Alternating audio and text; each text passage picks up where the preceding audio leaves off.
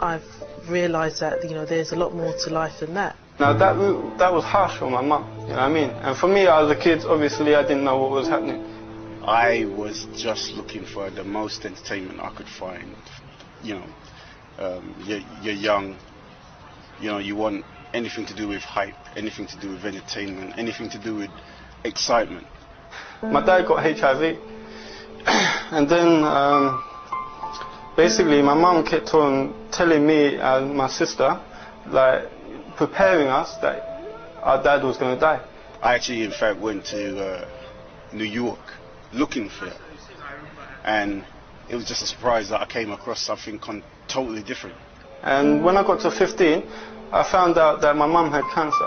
When I adopted the concept of Islam, I understood that this myth called freedom did not exist, because we were affected by the social construct of society and the social construct of the influentials. Now, in essence, also the concept of freedom was like, how do I know the implications of my actions on the rest of humanity? Within 6 months or something, she passed away. So, because of these things that happened to me at a young age, it kind of set the view I had on life. And that's why when I did adopt the basis of Islam, that concept had to go.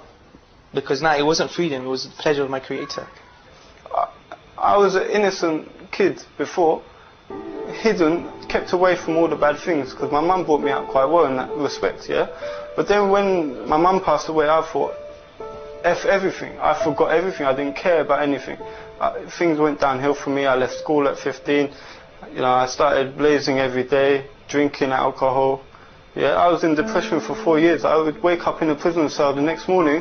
I didn't have a clue. I didn't have a t-shirt on me. You know, scratches all over me, and the police officers telling me I just been fighting some geezer. For me, it was more of like, is this the truth? And that's the thing that actually gave me true tranquility. And especially when I became Muslim, the things that emanated from Islam in terms of its concepts, those were the things that gave me tranquility.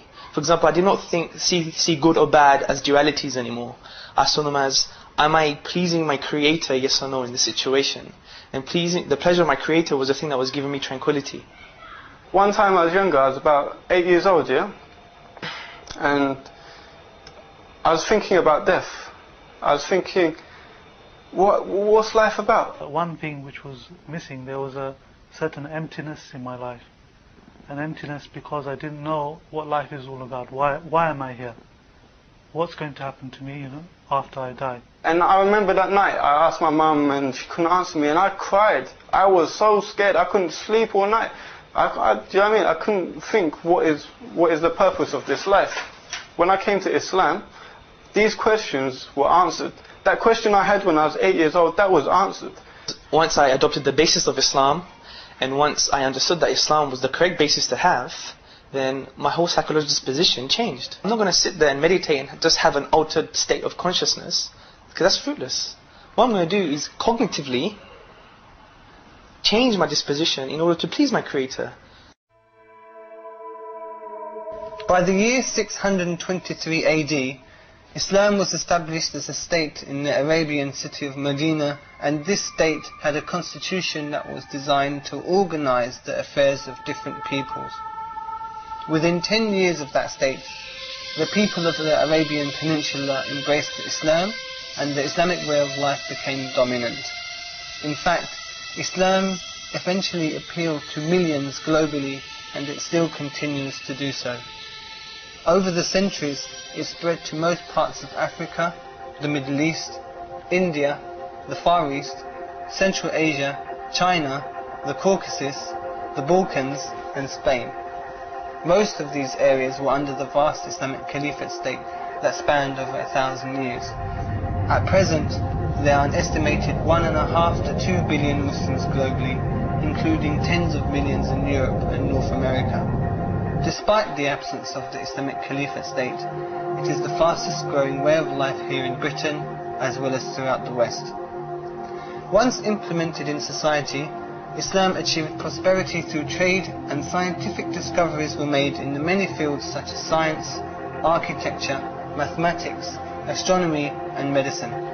It is obviously beyond the scope of this short documentary to discuss these discoveries in great details.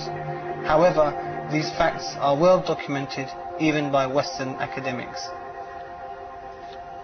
When I was a Christian, I had certain doubts and questions in my mind. And one of those was the role of prophets. How was it that Isa, or Jesus, alayhi salam, was put in such an esteemed position, given a position even beyond his role, whereas the other prophets, they didn't seem to fit into the picture, and so that troubled me. It challenged my mind. It made me think. Initially, I came from a background of a family that were what would you call thinkers. And it wasn't really until I studied Islam that I could understand that all of the prophets and messengers had a particular calling, and that Muhammad sallallahu alaihi wasallam, as the last, as the seal of the prophets, was really confirming what had come before and completing the message of Allah subhanahu wa ta'ala. So that really completed the picture for me. My dad always used to read many books on psychology, philosophy, etc. And obviously coming from a Greek background, it would be quite stereotypical to say that we were thinkers. The most important question was, how do I know that this creed is the truth? How do I know that this book, the Quran, is from the Creator? How do I know that there is a Creator? All of these questions that I posed to another Muslim, he was able to answer it. So in essence, when you look at the whole universe and you look at all matter around you, I noticed that something was similar. All other beliefs, creeds, religions, they ask their followers to follow blindly, not to question. They're unable to give evidence which satisfies a thinking person. Everything was finite and dependent. And I was looking at everything, even the universe. The sun was celestial bodies, they were finite and dependent. Christianity would have been an easier step for me because my background was Christianity. I used to go to Sunday school. I knew about that. But Islam, what attracted me to Islam, and which is superior in my belief, is that here it's calling me to the worship of the Creator. It's calling me to the worship of the Creator and not the created. What this meant to me was, what are they dependent on? If they're finite, therefore they cannot exist on their own. They need to rely on something else for existence. Previously, my parents, they were Buddhists, so I was brought up in not a very strict Buddhist environment. But then, I did have questions about life. I used to think, is there a God or isn't there? But this is something that isn't really, covered in Buddhism. They believe in reincarnation. So these are things that I didn't have answers for. So from a rational point of view, there is no other explanation but to say there is a creator. Now, I also had another family influence from the scientific angle that, science disproves the creator. When I started having these questions, I used to push them out of my mind. And I said, well, you never get these answers. It would be a miracle if I did, yeah? And then what happened was that I got to a point where I looked into Buddhism a bit deeper, and I found that I still had so many questions, and a lot of things just seemed like myths and fairy tales to me. It didn't have any hard evidence. So I thought, with this thing, what am I going to do? What's going to happen to me when I die?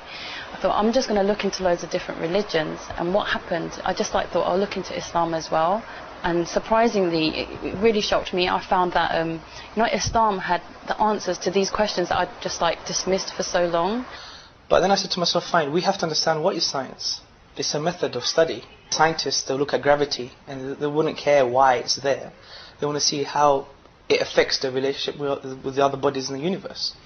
And I took the understanding that I'm not going to attach myself to any belief because I can't tell that they're true.